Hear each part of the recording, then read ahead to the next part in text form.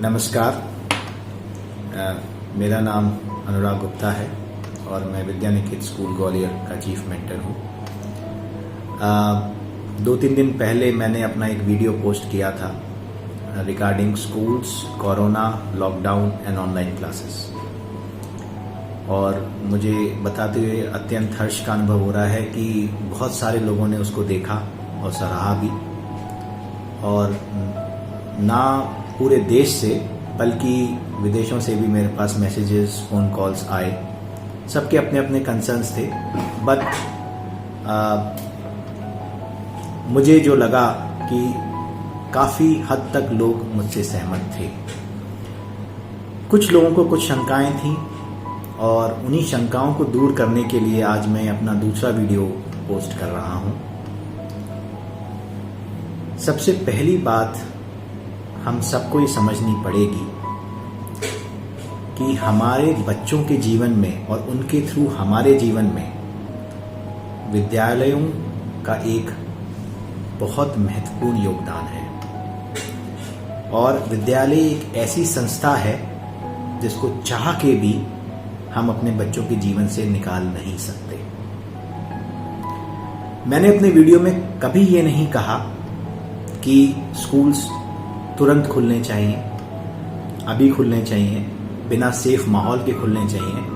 बच्चों की सुरक्षा हमारा कर्तव्य नहीं है, ऐसा मैंने कहीं उसमें नहीं कहा।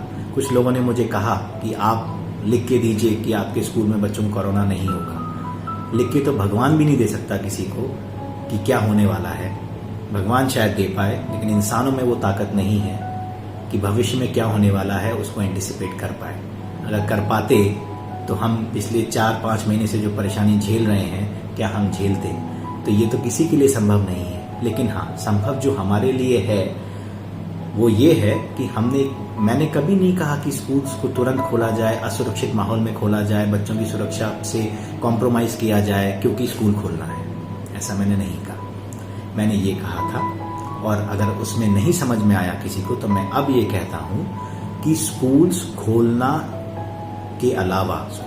के अलावा हमारे पास कोई विकल्प दूसरा नहीं है। हमको एक प्लान्ड वे में स्ट्रैटेजी बना के स्कूल्स को खोलने की ज़रूरत है।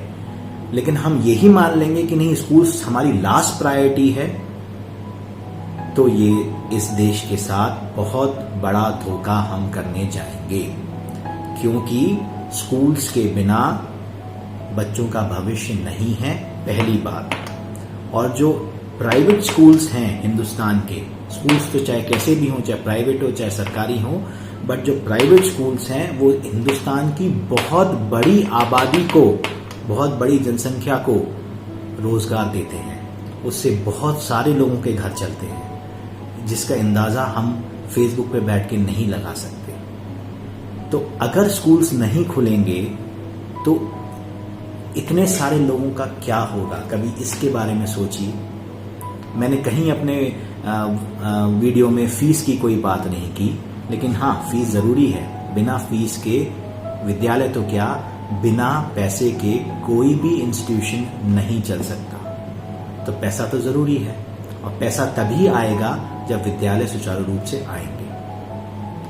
तो इतनी बड़ी जनसंख्या को हम नज़रअंदाज नहीं कर सकते, जिनको काम की ज़रूरत है और जिनसे विद्यालय चलते हैं। लेकिन बच्चों की सुरक्षा हर विद्यालय संचालक के लिए अटमोस्ट प्रायोरिटी है, थी और रहेगी। हम अपने बच्चों के साथ कोई खिलवाड़ ना करना चाहते हैं, ना करेंगे, लेकिन हमको कोई ना कोई रास्ता तो निकालना पड़ेगा। अब जैसे सरकार नियम बनाए कि 50% बच्चे एक दिन आए, 50% अगले दिन आए, हम उसके लिए तैयार हैं। सरकार नियम बनाए कि ये सेफ्टी मेजर्स आपको लेने हैं, हम पूरी कोशिश करेंगे कि हम उनको लेंगे। सरकार नियम बनाए कि 33% बच्चे आएंगे, हम उसमें भी तैयार हैं। लेकिन हमारा आग्रह ये है, हम सब यही चाहते हैं, मेरा भी बच्चा स्कूल में पढ़ता है और बाकी बहुत लोगों के बच्चे स्कूल्स में पढ़ते हैं। स्कूल्स बंद रखना लंबे समय तक ये कोई विकल्प नहीं है। जहां तक ऑनलाइन क्लासेस की बात हम करें तो ऑनलाइन क्लासेस कोई लॉन्ग टर्म सोल्यूशन नहीं है। भारत जैसे देश में जहां संसाधनों की इतनी कमी है, वहां at least school education up to class 10th online classes successful नहीं है। हम लोग चला रहे हैं क्योंकि हमको बच्चों का नुकसान नहीं करना, लेकिन उससे वो आउटकम नहीं आ सकता। 1 महीना चला लेंगे, 2 महीना चला लेंगे, 3 महीना चला लेंगे, लेकिन क्या लगता है हम साल भर नहीं चला सकते उनको। और अगर साल भर चलाएंगे तो बच्चों की जो उनकी एकेडमिक क्षमता है या उनको हम समझा सकते हैं, वो ऑनलाइन क्लासेस में हम लोग नहीं समझा सकते। उसके लिए हमको कन्वेंशनल टीचिंग मेथड्स यूज करने पड़ेंगे, उसके बिना बच्चों का भविष्य नहीं है। इस बात को समझिए। सरकार से, मीडिया से, फेसबुक पे जितने लोग लिखते हैं, समाज सेवियों से, एक्टिविस्ट लोगों से मेरा सिर्फ एक आग्रह है कि स्कूल्स खोलने हैं एक दिशा निर्देश के साथ, तो वो दिशा निर्देश तय करने में अपना समय व्यतीत करें, ना कि सिर्फ और सिर्फ ये कहने में कि स्कूल्स वालों को सिर्फ फीस चाहिए इसलिए स्कूल खोल रहे हैं। फीस आए ना आए, विद्यालय चलते रहेंगे। अगर विद्यालयों का योगदान नहीं होता और स्पेशली निजी विद्यालयों का योगदान आपके बच्चों की जिंदगी में नहीं होता, तो निजी विद्यालयों का इस देश में कोई स्थान नहीं होता। आप जानते हैं कि निजी विद्यालय की अहमियत क्या है। तो इतना मेरे आप सबसे ये आग्रह है मेरा कि स्कूल्स खुलने चाहिए, ऐसे पॉजिटिव माहौल को बनाइए, ना कि स्कूल्स तो बंद होने चाहिए। हमें हमेशा ऑप्टिमिस्टिक अप्रोच अपनानी पड़ेगी।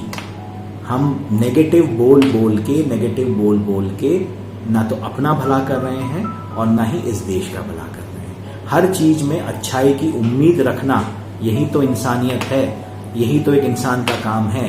तो हम अगर अच्छाई की उम्मीद रख रहे हैं तो फिर आपको सबको ऐसा क्यों लगता है कि स्कूल सिर्फ फीस के लिए चाहते हैं स्कूल खुल जाए। फीस एक एस्पेक्ट है, फीस एक बहुत छोटी सी चीज है। मेन बात है आपके बच्चों की पढ़ाई और उनका डेवलपमेंट। अभी मैं जिस स्कूल में चला रहा हूं, अगर मेरी परेशानी मैं आपको बताऊं, जो कि यहां मतलब नहीं है बताने का, मेरे जैसे लाखों स्कूल्स हैं भारत में जो फीस की प्रॉब्लम से जूझ रहे हैं, लेकिन फिर भी ऑनलाइन क्लासेस चल रही हैं। और ऑनलाइन क्लासेस चलाने का मतलब आप जानते हैं, एक 5 मिनट का वीडियो पोस्ट करने के लिए 3-3, 4-4, 5-5 घंटे लगते हैं। कितनी मेहनत होती है उसके अंदर। तो नॉर्मल स्कूल से 4-4 गुना मेहनत कर रहा है एक टीचर, ताकि आपके बच्चों की लर्निंग किसी भी तरीके से स्टॉप ना हो। तो हम as a parent, as a जिम्मेदार नागरिक, हम इतना ही तो कर सकते हैं ना कि पॉजिटिव माहौल तो बनाए कम से कम। अगर पॉजिटिव माहौल नहीं बना सकते तो फिर क्या फायदा, फिर हमारी पढ़ाई लिखाई का क्या फायदा। और क्या हमारी जिंदगियों में जो माँ बाप हैं उनकी जिंदगी में स्कूल्स ने कुछ नहीं किया, ना कभी करेंगे। आप इस विश्वास के साथ ही अपने बच्चों को स्कूल्स में डालते हैं ना, और वो विश्वास पूरा होता है, वो विश्वास पूरा होता है। नहीं तो बहुत सारे स्कूल्स बंद हो गए होते, लेकिन ऐसा नहीं है। प्राइवेट स्कूल्स हर हालत में देश में मजबूती के साथ खड़े हैं और आगे भी खड़े रहेंगे, क्योंकि हम जानते हैं कि हमारा विजन क्या है, हमारा मिशन क्या है, हमारा उद्देश्य क्या है। हमारा उद्देश्य यही है कि इस देश के हर बच्चे को एक अच्छा नागरिक हम बना पाएं। इसी उद्देश्य के साथ स्कूल चलाया जाता है। अपवाद हर जगह होते हैं, लेकिन एक अपवाद के लिए हम सारी बिरादरी को दोषित करें और दोषारोपण सारी बिरादरी पे हम ऐसा कर दें, तो ये कहाँ का इंसाफ है और कहाँ का न्याय है। तो बच्चों की जो सुरक्षा है प्राइम इंपॉर्टेंस है। मैं फिर दोहरा रहा हूं, चाहे स्कूल्स 2 महीने बाद खुलें, 3 महीने बाद खुलें, बट प्रॉपर प्लानिंग के साथ खुलने चाहिए। मेरा आग्रह सिर्फ यही है कि हम इस तरीके से कोशिश करें कि ऐसा माहौल बनाएं, ऐसे गाइडलाइंस के लिए सरकार को फोर्स करें कि स्कूल्स खुलने चाहिए। आप गाइडलाइंस बताइए ताकि हमारे बच्चों का नुकसान ना हो। ऑनलाइन क्लासेस से हम ज्यादा दिनों तक बच्चों का भला नहीं कर सकते, हमको कन्वेंशनल टीचिंग मेथड में आना पड़ेगा। तो मेरा आप सबसे यही आग्रह है कि प्लीज नकारात्मकता मत फैलाइए, नकारात्मकता फैलाने वालों से दूरियां बनाइए। सिर्फ सकारात्मक सोच के साथ ही इस देश को हम आगे ले जा सकते हैं। इतना ही मेरा कहना है। आपने मेरे को अपने 10 से 12 मिनट सुनने के लिए दिए फिर से, इसके लिए मैं आपका बहुत बहुत आभारी हूँ। और मुझे उम्मीद है कि मेरी इन बातों का आप थोड़ा सा अपने दिमाग में सोचेंगे और जिस तरीके से मैंने कहा है हम उसी ओर अपने आचरण को भी लेके जाएंगे, ताकि इस देश के लिए एक स्वस्थ नागरिक का, जिम्मेदार नागरिक का हम निर्माण कर पाए। बहुत बहुत धन्यवाद। जय हिंद।